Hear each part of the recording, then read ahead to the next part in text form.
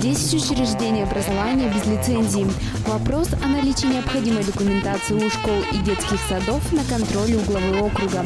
И работа заметно ведется в этом направлении. Если на начало декабря у 24 объектов не было соответствующего разрешения в области пожарной безопасности, то меньше чем за 2 месяца число их сократилось вдвое.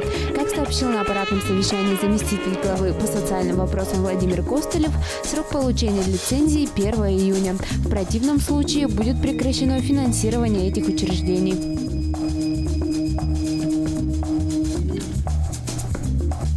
Новая аптека в частном секторе. В скором будущем, а точнее порядка месяца, остается до открытия пункта продажи лекарственных средств в поселке Калинина. Об этом сообщил Дмитрий Хлыбов на аппаратном совещании у главы округа. Аптечный пункт расположится напротив 12-й школы рядом с продуктовым магазином. Напомним, это уже 3-я за последнее время аптека, которая откроется в отдаленном от города районе. Официальное открытие первых состоялось еще в прошлом году на горе и в поселке Первомайский. Социально острые вопросы решаются и в сфере коммунальной. Новая касса для оплаты квитанций начала свою работу в торговой сети «Магнит», расположенной на перекрестке проспект Победы и Ленина. Пока это первый шаг городских властей к решению вопроса с изнурительными для лысинцев очередями. В будущем планируется открытие подобных касс и в других районах города.